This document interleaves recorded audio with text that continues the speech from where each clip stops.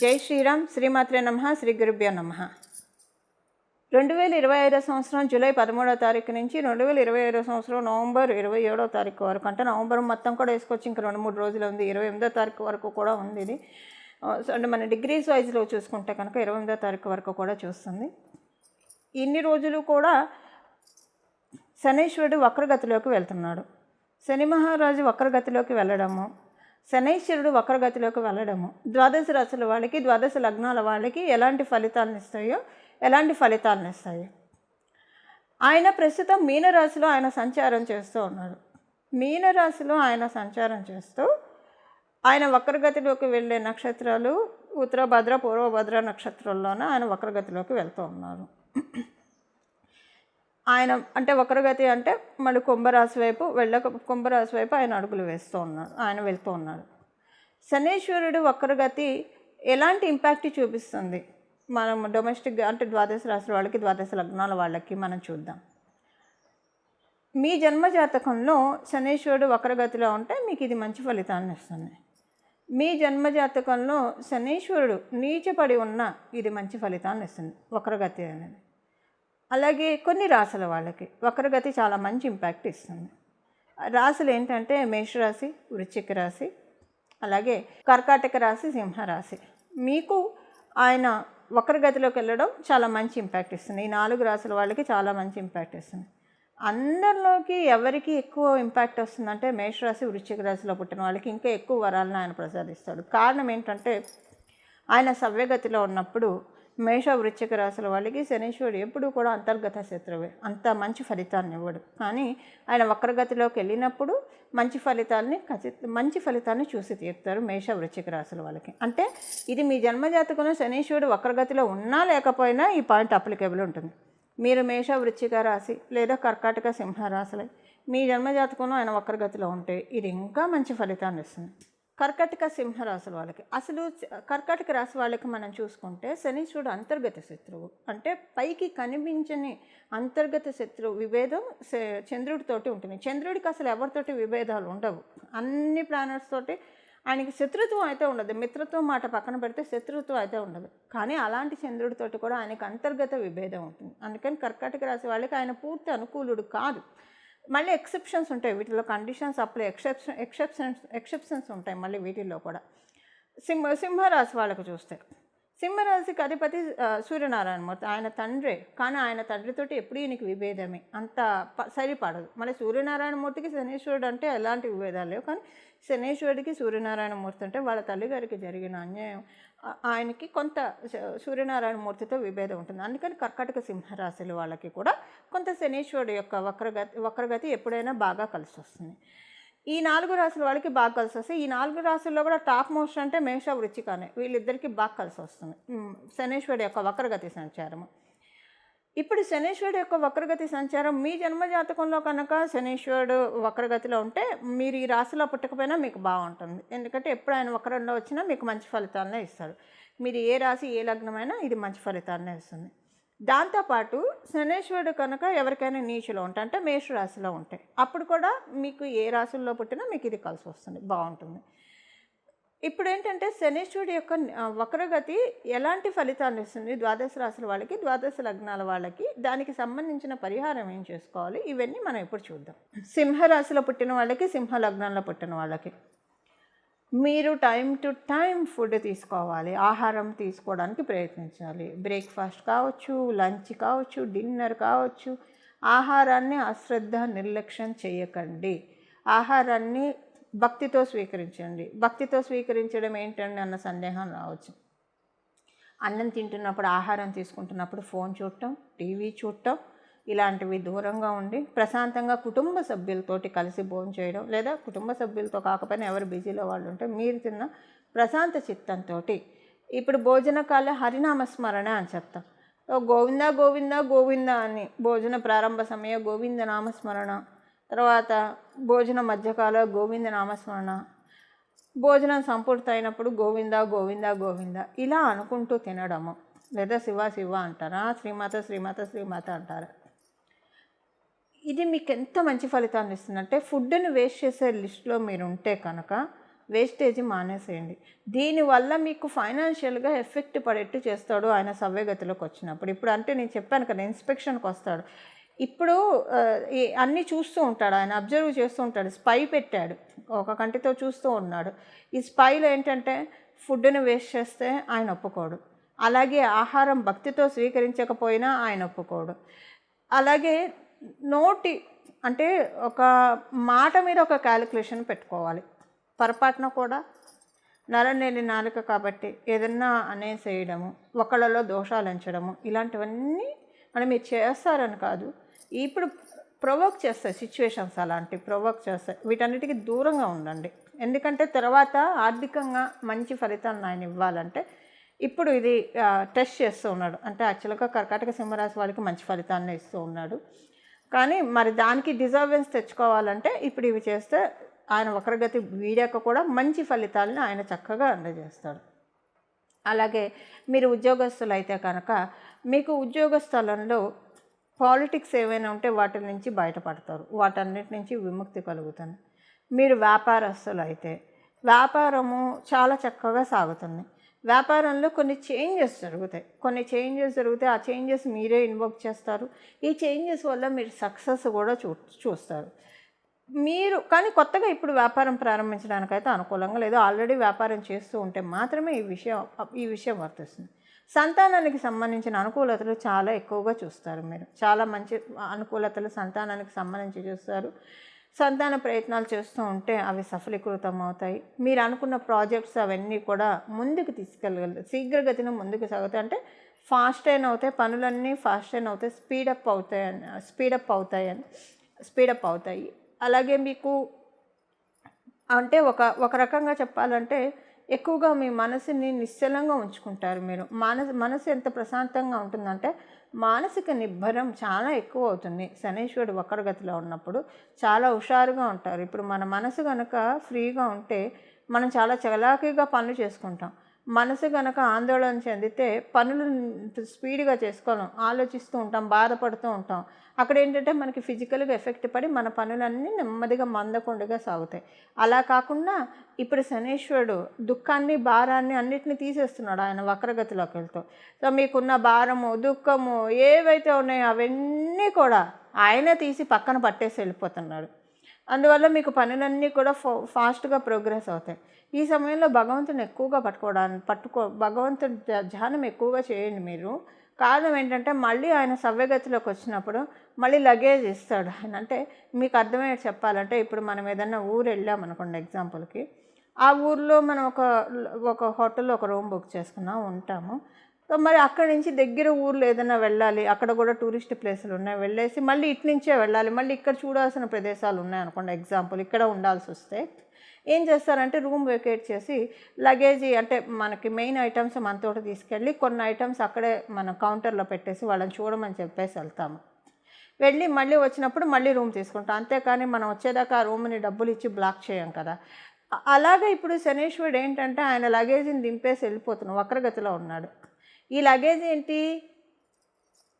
Insecurity, మన మీద పెట్టిన ఇన్సెక్యూరిటీ, ఆరోగ్యపరంగా కావచ్చు, ఆర్థికంగా కావచ్చు. దాంతోపాటు దుఃఖము, కష్టము, బాధ, ఈ లగేజ్ని అంతా పక్కన పెట్టేశాడు ఆయన. ఇప్పుడు మనము భగవంతుడిని ఎక్కువగా ధ్యానిస్తే తర్వాత వచ్చినప్పుడు ఆయన ఎక్కించడానికి అవకాశం ఉండదు మనకి. సింహరాశి సింహలగ్నంలో పుట్టిన వాడికి ఇది ఒక సదావకాశము. ఎలాంటి నెగిటివ్ థింకింగ్ లేకుండా ప్రశాంతంగా నిశ్చల భక్తితోటి పరమాత్ముడి పైన ధ్యానం ఉంచుకొని మీ పనులు మీరు చేసుకుంటూ ఉండండి.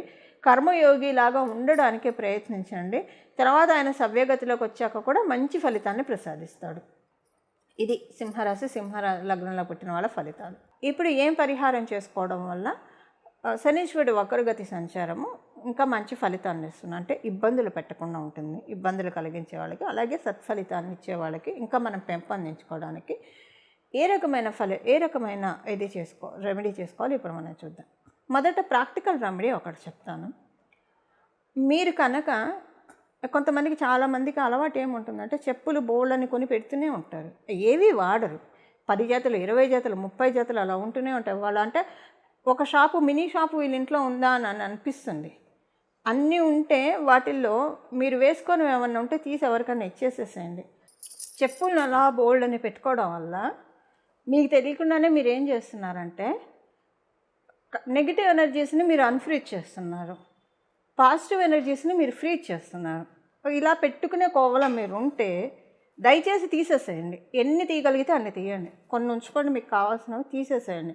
దరిద్రం పోగొట్టేసుకోండి మీరు. దరిద్రం అంటే డబ్బులనే కాదండి, కొంతమందికి దరిద్రం అంటే డబ్బులు, కొంతమందికి దరిద్రం అంటే ఆరోగ్యం లేకపోవడం, ఒక అనారోగ్యం ఒక దరిద్రం, అలాగే మానసిక ప్రశాంతత లేకపోవడం ఒక దరిద్రం, పిల్లలు చెప్పిన మాట వినకపోవడం, ఇలా రకరకాలుగా ఉంటుంది. అవన్నీ మీరు చక్కగా వాష్ ఆఫ్ చేసుకోండి, మీ చేతులను కడిగేసేసేయండి, నన్ను పెట్టుకోకండి. ఇప్పుడు ఎందుకంటే మీనరాశిలో అంటే మీనరాశి మన పాదాలను సూచిస్తుంది, పాద రక్షణని సూచిస్తుంది. అక్కడ శనేశ్వరుడు వక్రగతిలోకి వెళ్తూ మనందరికీ ఒక అవకాశాన్ని ఇస్తున్నాడు. పిల్లలు మీరు కొన్ని విషయాలు కరెక్ట్ చేసుకోండి. కరెక్ట్ చేసుకుంటే మళ్ళీ ఆయన సవ్యగతిలోకి వచ్చినప్పుడు మనకి మీరు ఏలినాటి శనిలో ఉన్న, అష్టమ శనిలో ఉన్న, అర్ధాష్టమ శనిలో ఉన్న, లేదంటే కంటక శనిలో ఉన్న, శనీశ్వరుడు మీకు అనుకూలం అయినా కాకపోయినా శనీశ్వరుడు మహాదశలో ఉన్న మంచి ఫలితాన్ని నేను మీకు ఇస్తానని ఒక అవకాశాన్ని మనకు అందరికీ అందిస్తున్నాం. అందువల్ల తీసేసేయండి. మాకు అసలు అన్ని చెప్పులు లేవండి, అన్ని చెప్పుల జతలు లేవు, ఒక 2 ఉన్నాయంటే ఉంచుకోవచ్చు. అయితే ఆ రెండిట్లో కొంతమందికి ఏం అలవాటు అంటే అసలు చెప్పులు మార్చరు, 5-6 సంవత్సరాలైనా ఒకటే చెప్పుల్ని కంటిన్యూ అవుతూ ఉంటారు. ఈ కోవలో మీరు చెందితే ఇప్పుడు మీరు మార్చుకోండి. దయచేసి వాటిని అవతల అంటే మీ దగ్గర కండిషన్స్ మీరు తీయగలిగి కొనుక్కోగలిగితే కొత్త చెప్పులను కొనుక్కోండి. ఎందుకంటే అలాగా ఒకటే చెప్పులు పాదరక్షణ మీరు కంటిన్యూ చేస్తూ ఉంటే ఎనర్జీస్ అన్నీ కూడా మిస్బ్యాలెన్స్ అవుతాయి, నెగిటివ్ ఎనర్జీస్ దాడి చేస్తూ ఉంటాయి. ఇప్పుడు రైట్ టైం, మీరు చెప్పులు మార్చుకోండి. అంటే మీకు ఎంతవరకు మీరు ఎఫర్ట్ చేయగలుగుతారో అంత పెట్టి కొత్తవి కొనుక్కోవడానికి ప్రయత్నించండి, ఓ పడేసేసేయండి.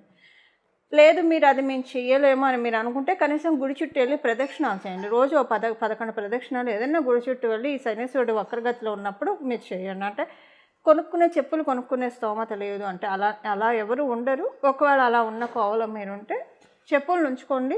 మీరు దానికి ప్రతిగా ఇలాగ 11 ప్రదక్షిణాలు 21 ప్రదక్షిణాలు రోజు మీ ఇంటి దగ్గర ఉన్న గుడికి వెళ్ళి చేసిరండి, అది ఏ గుడి అయినా పర్వాలేదు. ఇది అంటే ఎప్పటి నుంచి జూలై 13 నుంచి నవంబర్ 27 వరకు చేయాలి. లేదు చెప్పులు కొత్త జతలు కొనుక్కుంటా అంటే కొనుక్కోవచ్చు. ఇది చెప్పుల విషయంలో ప్రాక్టికల్ రెమెడీ, ఇది ఆచరించాల్సిన రెమెడీ. అలాగే ఇంకా మనము వేరే రెమెడీ మనం ఇప్పుడు చూద్దాం. మీ ఇంట్లో ఉన్న ఈ ఏమంటారు కొన్ని పాతవి సామాన్లు, స్టీల్ సామాన్లు క్రాక్స్ వచ్చినవి, కొంతమందికి కంచం ఎలా ఉంటుందంటే తింటుంటే టక్ టక్ టక్ టక్ అని సౌండ్ వస్తుంటుంది. అలా తినేప్పుడు సౌండ్ రాకూడదు. అలాంటి కంచంలో మీరు తింటుంటే ఇప్పుడు మార్చండి దాన్ని. అలాగే సామాన్లు బాగా ఏమంటారు క్రాక్స్ వచ్చినవి ఏమైనా ఉంటాయి, అవి తీసేసేయండి, వేరే వాడుకోవడానికి ప్రయత్నించండి. సో అంటే మీకు అవకాశం ఉంటేనే ఇవి చేయండి. ఎందుకంటే స్టీల్స్ శనీశ్వరుడు అధీనంలో ఉంటుంది. మీరు తీసేయగలిగితే పాడేసి కొత్తవి రీప్లేస్ చేయగలిగితే రీప్లేస్ చేయండి. లేదు అవి పడేసినా మాకు ఇబ్బంది ఏం లేదు, మా ఇంట్లో ఇంకా బోలెడు సామాన్లు ఉన్నాయంటే అవి తీసేసేయండి. తీసేసేయండి. కొంచెం మంచి ఎనర్జీస్ రీటైన్ చేయగలుగుతారు. లేదు తీయలేమని అనుకుంటే ఇక కంటిన్యూ చేయండి. మీరు భగవన్ నామస్మరణ చేసుకుంటూ ఆహారాన్ని తీసుకోవడానికి ప్రయత్నించండి. అమృతమస్తు మంగళమస్తు, అమృతమస్తు మంగళమస్తు, అమృతమస్తు మంగళమస్తు అనుకుంటూ మీరు ప్రతిరోజు ఏ ఆహారం తీసుకున్నా అలా తీసుకోండి. ఇది ప్రాక్టికల్ రెమెడీ, శనీశ్వరుడి కోసం చేయాల్సిన ప్రాక్టికల్ రెమెడీ. అలాగే ఇప్పుడు శనీశ్వరుడి కోసం చేయాల్సిన స్పిరిచువల్ రెమెడీ మనం ఇప్పుడు చూద్దాం. ఆధ్యాత్మికంగా ఏం పరిహారం చేయాలి అది ఇప్పుడు మనం చూద్దాం. ఈ సమయంలో మీరు ఎవరైనా గురుమూర్తులని, అంటే మనకి శనీశ్వరుడుకి సంబంధించిన గురుమూర్తి అయితే ఆంజనేయ స్వామి వారిని, లేదా మీరు దక్షిణామూర్తి స్వామి వారిని, కృష్ణుడిని, దత్తాత్రేయ స్వామి వారిని, ఇలా మీరు రాఘవేంద్ర స్వామి వారిని, సాయిబాబా, ఇలా మీకు ఎవరైనా మీ ఇష్టదైవాలు ఉంటే వారినైనా ఆరాధించుకోవచ్చు. అలాగే ఆంజనేయ స్వామి వారిని ఆరాధిస్తే చాలా మంచిది. ఆంజనేయ స్వామి వారి సుందరకాండ పారాయణం చేయడం చాలా ఉత్తమమైన ఫలితాలను ఇస్తుంది. ఆయన సముద్రాన్ని లంఘించి లంకకి వెళ్ళి సీతమ్మ జాడను కనుక్కొని లంకా దహనం చేసి అక్కడ సీతమ్మకి ఆనందాన్ని కలిగించి ఇక్కడికి వచ్చి శ్రీరామచంద్రమూర్తికి కూడా ఆనందాన్ని కలిగించిన ఈ ఘట్టం చాలా మహిమాన్వితమైన ఘట్టం. అంటే మనం నడుచుకుంటూ వెళ్ళొచ్చు ఎక్కడికైనా, ఏదైనా ప్రదేశాలకు వెళ్ళాలంటే, లేదంటే మనం ఇప్పుడు అంటే రైల్లో వెళ్తాం, లేదంటే నదుల్లో అయితే, సముద్రాలు అయితే షిప్లో వెళ్తాం, పడవ మీద వెళ్తాం. కానీ మీనరాశి యొక్క తత్వం ఏంటంటే ఆకాశతత్వం. మీనరాశి అంటే మనకి ఆ 12వ స్థానం ఏం సూచిస్తుందంటే వర్షపు నీటిని కూడా సూచిస్తుంది. అంటే ఇంకా మొత్తం కాస్మస్ అనమాట, ఓపెన్ ప్లేస్ అది. అందుకే రాత్రి సమయం అని కూడా అంటాం మీనరాశిని. ఆయన సముద్రాన్ని ఎలా లంఘించాడు? ఎగురుకుంటూ వెళ్ళాడు, నడుచుకుంటూ వెళ్ళలేదు కదా. తర్వాత రామసేతుని నిర్మించారు అందరూ వెళ్ళడానికి. కానీ హనుమంతుడు లంకను దాటడానికి ఏ రామసేతు నిర్మించలేదు కదా. ఆయన ఎగురుకుంటూ వెళ్ళిపోయాడు, వాయు వేగంతో ఎగురుకుంటూ వెళ్ళిపోయాడు. మీనరాశి అది ఈ ఘట్టం మనకి ఎక్కడ సూచిస్తుంది? రామాయణంలో సుందరాకాండలో మాత్రమే సూచిస్తుంది. అంటే రామచంద్రమూర్తి యొక్క కార్యార్థుడై హనుమంతుడు సముద్రాన్ని లంఘించి వెళ్ళిన విషయము మనకి ఇక్కడ సూచిస్తుంది. ఈ ఘట్టాన్ని మనం పట్టుకోవాలి. ఈ ఘట్టాన్ని పట్టుకుంటే మీనరాశిలో ఉన్న శనేశ్వరుడు మనకి చాలా అంటే చాలా మంచి రిజల్ట్స్ ఇస్తాడు. మీనరాశి పాదాన్ని సూచిస్తుంది, అలాగే మీనరాశి మనకి ఓపెన్ ప్లేస్ని కూడా సూచిస్తుంది, అంటే కాస్మస్ని కూడా సూచిస్తుంది. సో కాస్మస్లో ఆయన ఎగురుకుంటూ వెళ్ళి రామచంద్రమూర్తికి సీతామ్మవారికి ఆనందం కలిగించిన ఘట్టం మనకి సుందరాకాండ. కాబట్టి సుందరాకాండని పారాయణం చేయడానికి ప్రయత్నించండి, హనుమతి యొక్క కృపని పొందడానికి ప్రయత్నించండి. సుందరాకాండ పారాయణం చేస్తే మీనరాశిలో ఉన్న శనేశ్వరుడు వక్రగతిలో ఉన్న ఆయన, ఇప్పుడు మనం ఏంటంటే అర్జీలు పిటిషన్లు పెట్టుకోవడానికి అందరికీ మంచి సమయం. ఇలా చేస్తే మీకు ఏ కామ్యం అయితే ఉందో అది ఖచ్చితంగా నెరవేరుతుంది, మొదటిది. రెండవది, తర్వాత ఆయన సవ్యగతిలోకి వచ్చినప్పుడు మనల్ని జాడించి పెట్టకుండా కొంతలో కొంత మనల్ని మనం సేఫ్ గార్డ్ చేసుకోవడానికి. ఇప్పుడు ఇన్స్పెక్షన్కి సడన్గా ఎవరైనా వచ్చారనుకోండి ఏదైనా కార్యాలయానికి, అంటే కైపు లేకుండా వచ్చేస్తే చాలా కష్టం అవుతుంది, టెన్షన్ పడతారు. అలా కాకుండా ప్రేయర్ నోటీస్, ఒక వారం రోజుల నోటీస్, 10 days నోటీస్, లేదా అట్లీస్ట్ ప్రేయర్ 1 day నోటీస్ ఇస్తే అప్పుడు కొంచెం వాళ్ళు అన్నీ ప్రాపర్గా రెడీ పెట్టుకుంటారు, ఆర్గనైజ్ చేసుకుంటారు. ఇప్పుడు ఇది ఒక ఇన్స్పెక్షన్ టైం అనుకోండి, మనందరికీ అన్నీ మనం చక్కగా పెట్టుకోవడానికి సుందరాకాండ చదవాలి.